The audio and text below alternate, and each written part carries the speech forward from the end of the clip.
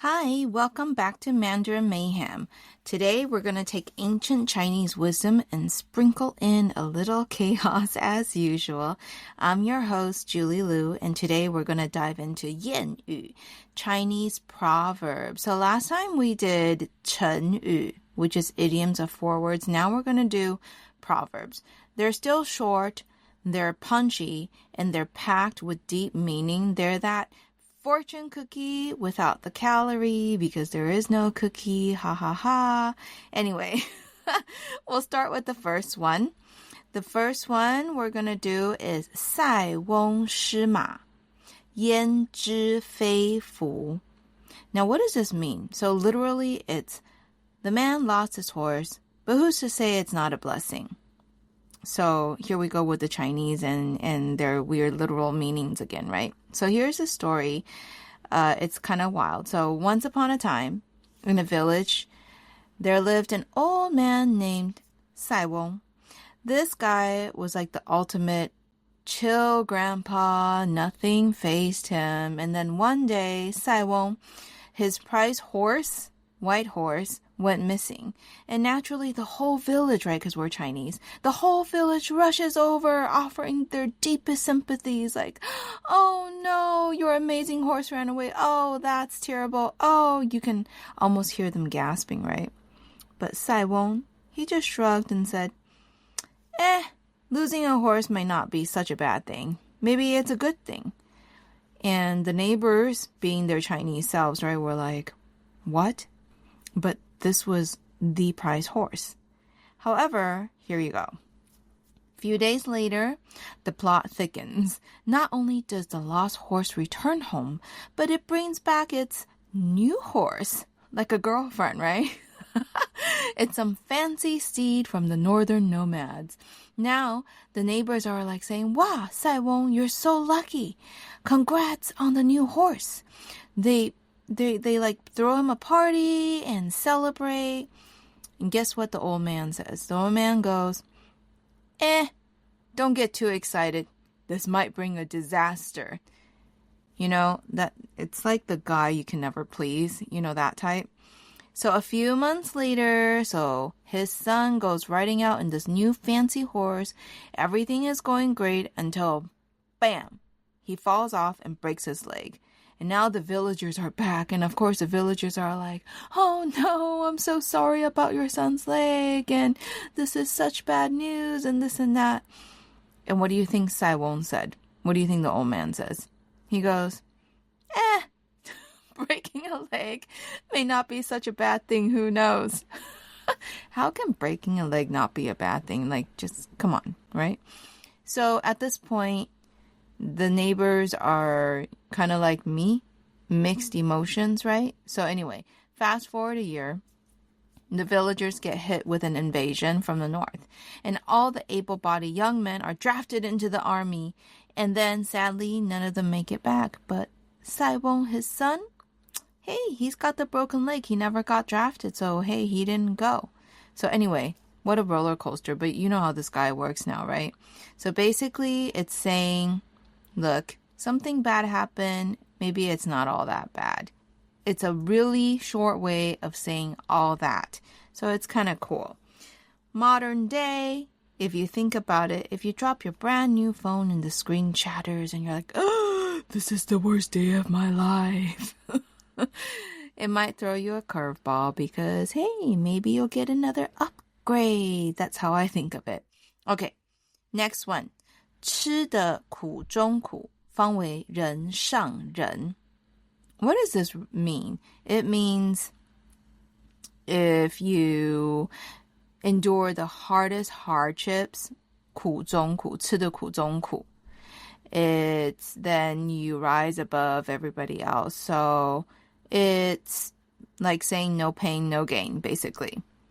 But how does that apply to, say, kids and families of today? For example, So I guess this is towards the kids. It's Saturday morning and you wake up and you feel great. And then your parents suddenly go, oh, it's family cleaning day. And then everybody groans, right? And then the dishes are piled up. The laundry is like Mount Everest and you have to clean the bathroom. It's absolute cool, which is hardship, right? In its purest form, you gotta do all that. So here's where the magic happens. You power through the chores, done the dishes, vacuum, and even scrub the toilet. And what's waiting for you? Ice cream, or extra screen time, or you've endured the cool, and now you're at the top of the mountain, reaping the rewards.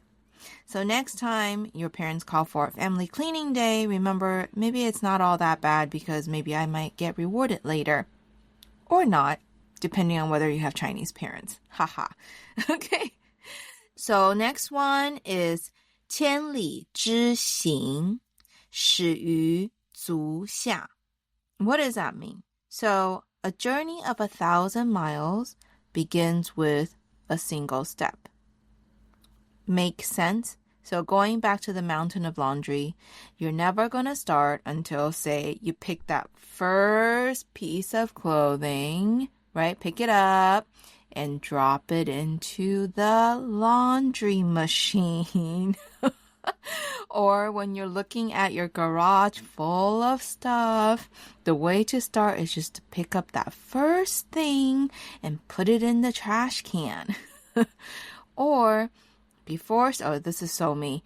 Before starting a Netflix series, you're like, oh, it's so much commitment. It's like 12 episodes. But once I hit that play button, then it goes, right? Or in terms of Chinese drama, it's more like 85 episodes. Okay. Number 4. Someone said someone gave me feedback and said I cannot do more than 3, but I usually do 5. Parents, I'm so sorry. We're going to do 5 because 5 just makes sense.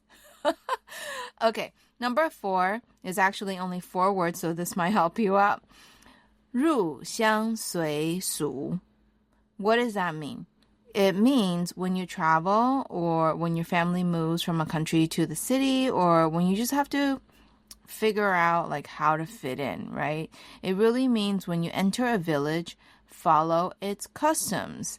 It's a Chinese version of saying, when in Rome, do as Romans do. In today's world, it might just mean, hey, like me. So if you're in my Chinese classes, you'll see that I have bookshelves in my virtual background. It's because, hey, all the teachers have bookshelves in their virtual background. Maybe I should put a bookshelf in my virtual background to fit into the teaching community. So, when in Rome, do as Romans do. That's pretty self-explanatory. Okay, last one, hang tight. 3个臭皮匠顶个诸葛亮. So what does that mean? It means 3 ordinary people can outsmart 1 genius. It's really good for group projects or group chats. You know, when you're feeling about something that's hard that you're working on by yourself, then you bring in a few friends and suddenly random ideas help you solve it. For example, like when kids cannot fix their Wi-Fi, but then 3 friends of theirs says, did you try turning it off and on again? Genius, right? And then they go, oh my goodness, it works again. So that's the same thing that happens in class all the time, actually. So more people, more ideas, figure out the problem a lot faster. There you have it.